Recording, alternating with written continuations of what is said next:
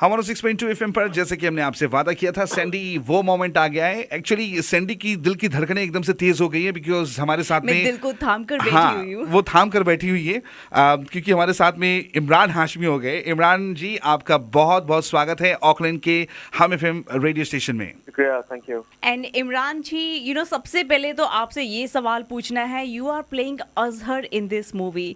आई think first Yes. Time आप play कर रहे हैं एक रियल करेक्टर। सो आप सबसे पहले ये बताइए कि कितना डिफिकल्ट है एक ऐसे करेक्टर को प्ले करना जो कि ग्रेसफुली खेलने के लिए जाने जाते हैं। वेल देखिए, मैंने इससे पहले बहुत सारी फिक्शनल फिल्में की हैं, और जब आप एक फिक्शनल फिल्म कर रहे हैं तो there are 100 different ways you can play a character and all those 100 ways can be right.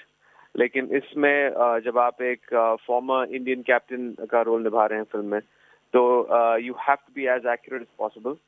Obviously हमने बहुत सारे फैक्ट्स लिए हैं, बहुत सारे एनेक्डोट्स। ऑब्वियसली मैंने अजहर भाई के साथ बहुत वक्त बिताया है, बहुत सारा रिसर्च किया है, एंड थोड़ी बहुत सिनेमैटिक लिबर्टी ली है because it's eventually Hindi film, तो इसमें गाने आने ही हैं और we have made it dramatic.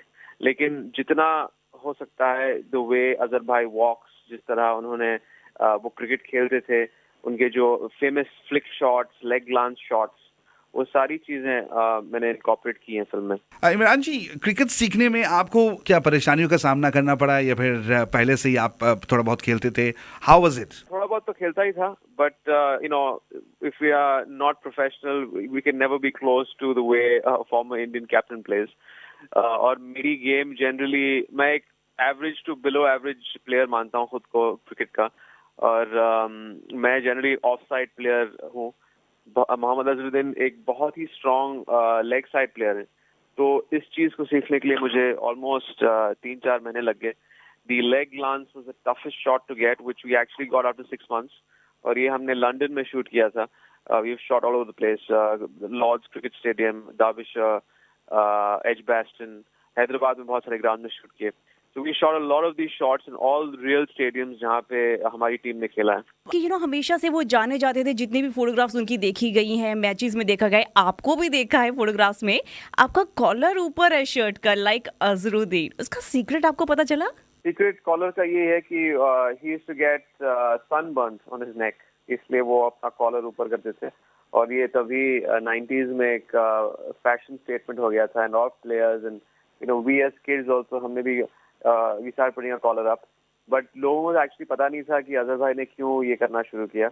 He actually started doing it because of the sun, because it used to get really hot on the field, and this was actually, ये पहला सवाल था जो मैंने अजहर भाई से पूछा था जब मैं उनसे मिला और जब मैंने अपना रिसर्च शुरू किया, because this is one of the things I remember about Azhar भाई, his style on the field, जिस तरह वो कॉलर ऊपर करके फील्ड पे चल के आते थे, his तावीज़ which was to always be very close to him, and just his walk.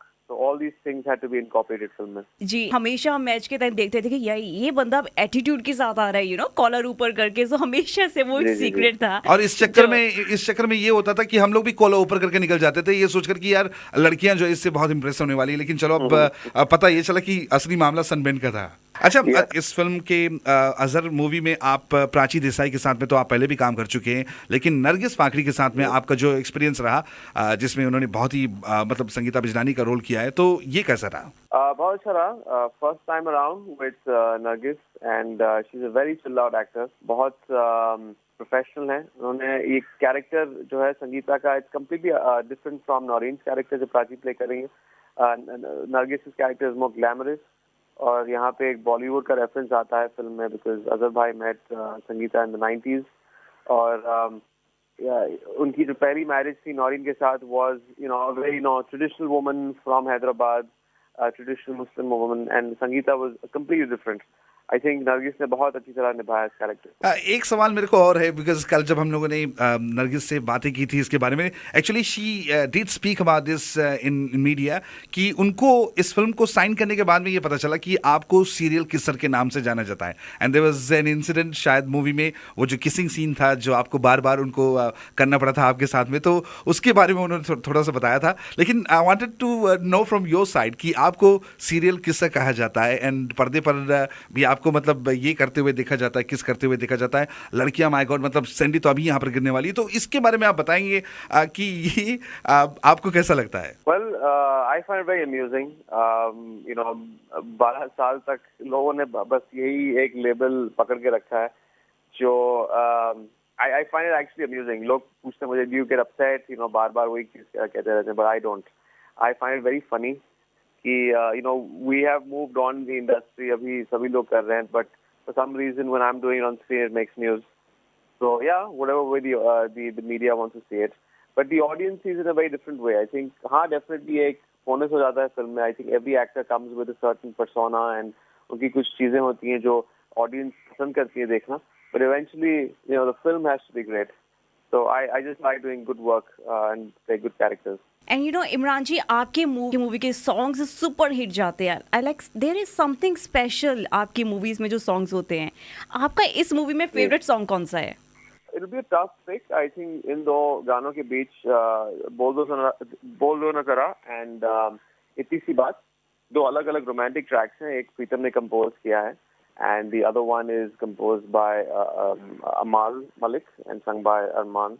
So it's a tough pick. And then Oye Oye also एक बहुत ही famous track था. 89 में फिल्म रिलीज हुई थी त्रिदेव. So that's almost like I guess nostalgic feel to that track. So yeah, these three tracks. Imran Hashmi जी, इस film में काम करते वक्त कोई ऐसा इंसिडेंट जो शायद लोगों को अभी नहीं मालूम या फिर फिल्म देखते वक्त जिससे लोग रिलेट कर सके, उसके बारे में आप बताना चाहेंगे? Well, क्रिकेट के बारे में बहुत सारी चीजें इस फिल्म में लोग रिलेट कर पाएंगे अगर आपने क्रिकेट देखा है. अगर आपने even if you have been a hardcore fan, बहुत सारी ऐसी चीजें हैं जो आपने नहीं सुनी होंगी. There are lot of things about cricket which we have unravelled in this film. Controversy को लेकर, जो क्रिकेट तभी 80s से 90s में खेला जाता था, straight from Mohammad Azharuddin, and he share all these stories with us. और अगर आप क्रिकेट फैन नहीं हैं तो it's got two beautiful love stories film में. It's got a lot of drama और eventually एक बहुत ही strong human drama है और ये फिल्म आपको हंसाएगी, जगह जगह पे रुलाएगी. And it's a very, I guess, in parts it's inspirational and also shocking. Before I let you go, अपने आने वाले प्रोजेक्ट्स के बारे में आप कुछ बताना चाहेंगे? जी, अभी फिलहाल राज 4 रिलीज होने वाली है सितंबर में, and that's the only release in this year, and या दैट्स अबाउट इट. आपने अपने बेटे के नाम पर एक बुक लॉन्च की है. उनकी जितनी भी स्ट्रगल रही है, उनकी हार्डशिप रही है, उन्होंने जैसे कैंसर को बीट किया है. सो इस बुक को आप कभी ऑनलाइन लॉन्च भी करेंगे? देखिए, it's released in, I guess, the Middle East and of course in India it's released. ये book definitely Amazon पे available होगा. If people in Auckland want to read it, तो वहाँ पे Kindle पे, and if you have an Amazon account, आप इस book को download कर सकते हैं. So it's almost like a worldwide release. If you're into e-book reading, तो आप ये ई-बुक डाउनलोड कर सकते हैं from Amazon. Thank you so much. आपसे बातें Thank you करके so बहुत ही much. अच्छा लगा और अगर आप न्यूजीलैंड कभी आए तो आपसे यहाँ पर मुलाकात भी करेंगे. हमारे लिसनर्स आपसे और भी जानना चाहेंगे. Thank you once again Imran ji. Thank you so